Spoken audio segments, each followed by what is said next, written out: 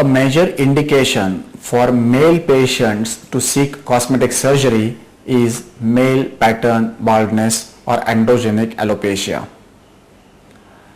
If patients start losing hair at the young age, they are extremely concerned and seek a help. When the patients come in for this particular problem, as a clinician, we need to ascertain whether there is a specific cause to it or it's just hormone related or androgenic alopecia.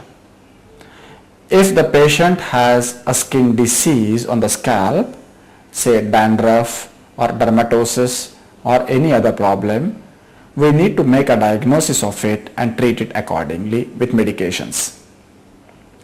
However, if the patient has no other clinical problem and is losing hair merely because of hereditary pattern or androgenic alopecia, then the patients are usually put on medications first. Those patients who have reduced density of hair but still there are no total bald patches are treated very well with medications, either oral medications or topical applications or mesotherapy, that is injecting certain substances directly into the scalp in order to stimulate the hair follicles to grow. The results are best when there are no total bald patches but the density is low. These treatments can reduce the further hair loss, help patient maintain whatever hair he's got on the head and to increase the density to some extent. The improvement in the density can be to the tune of anywhere between 30% to 70%. The results are slightly variable but good in the patients if they are selected properly. With these medications or these treatments like topical applications or oral medications or mesotherapy injections, patients cannot expect to grow hair where there are none. In short, if there are total bald patches, these treatments would not work and the only way to get hair back over those areas would be a hair transplant surgery. The principle of hair transplant surgery is redistribution of hair follicles. We cannot multiply hair follicles, we cannot grow more number of hair follicles. What we are doing here is redistributing them. A thin strip, the principle is a thin strip of hair is taken out from the back of the head and then is transferred up front where it is aesthetically required or is going to give a much better result. Hair transplant surgery is entirely performed under local anesthesia. A strip of hair from back of the head is harvested going just under the hair roots. After the strip is taken out, the surrounding scalp is shifted inside and sutured so that patient eventually is left with just a thin scar which gets hidden in the hairline. There is no patch devoid of hair left behind after the surgery at the back of the head. The strip of the hair is very thin, just going under the roots. The scalp, the fascia, fat, aponeurosis, skull, brain, everything is much deeper, so there is no fear of damaging any of those structures or having any problems related to headache or anything else. After the strip is harvested, the hair roots are dissected out of it in order to separate individual hair roots without damaging their follicles. The purpose of taking hair roots from the back of the head is the hair at the back of the head are never lost and hence they are permanent once they are shifted up front. The follicles can be dissected as a combination of 2 or 3 follicles or thin slits or single follicle, and then they are transferred over the bald area or over where the density has gone down. Local anesthesia is again administered over the recipient area. A small needle would make a puncture mark which would be kept open with a dilator, and then the dilator comes out and a hair root goes in. When we implant the hair, the length of the hair that is being implanted is just about a millimeter or so, and it gets stuck there with the help of a blood clot. There are no stitches or no glue used for this. I would appreciate if you would realize that the distance between the two follicles which were being implanted was much more than the rest of the normal follicles, and that's the reason we implant follicles in a dense manner up front and then relatively sparse at the back of the head. This is how the scalp looks during the surgery.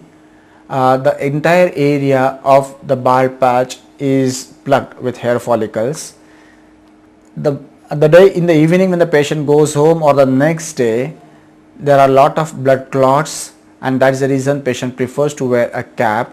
The brown colored fluid that you see is the antiseptic solution which is given to the patient to be sprayed over the scalp 3 or 4 times a day. These blood clots and scabs start falling off in 8 to 10 days, and over 3 weeks the scalp is completely clear. Once the hair starts growing at the end of 3 months, the density considerably improves. There is no visible scar or sign of harvesting the hair from back of the head. Any area on the body can be used, and the hair transplant surgery can be used in males and females both. While transplanting the hair in the hair parting region, the direction of the hair while implanting is taken into consideration so that the hair grow in a particular direction and we can achieve the desired hair styling after the surgery.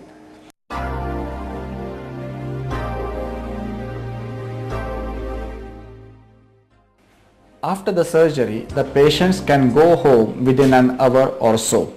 There are no dressings given on the head.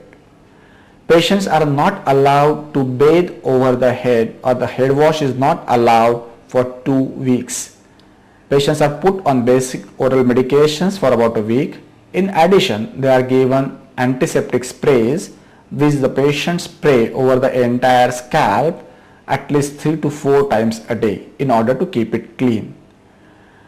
Patients usually prefer to wear cap next day onwards if they have to go back to the work, because the blood scabs on the scalp don't look aesthetically good the very next day, especially if they are going to man the front desk.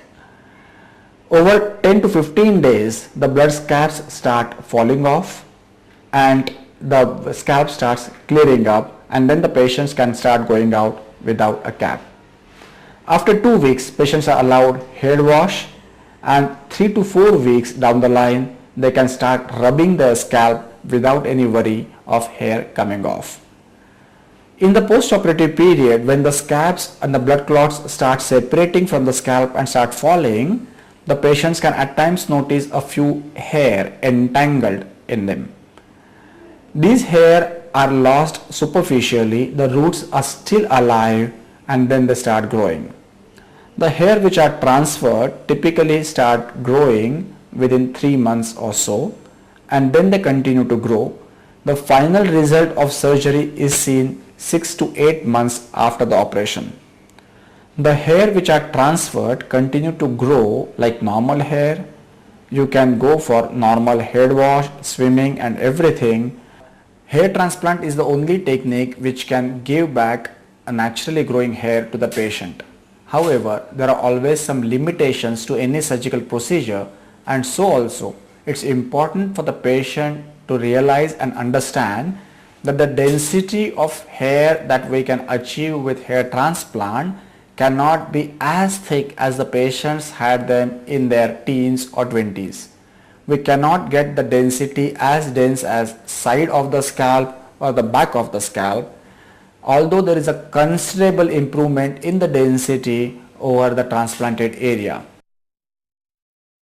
The more the magnitude of the surgery and the more number of follicles we transfer in one go, the better would be the aesthetic result.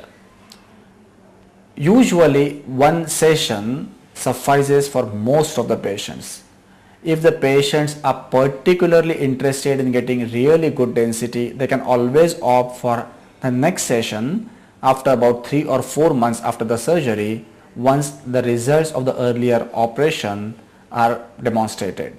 Of the various modalities of treating bald areas like hair bonding, hair weaving, etc., All these other techniques are more like modified or glorified wigs, where artificial thread or hair are stuck or clipped onto the scalp.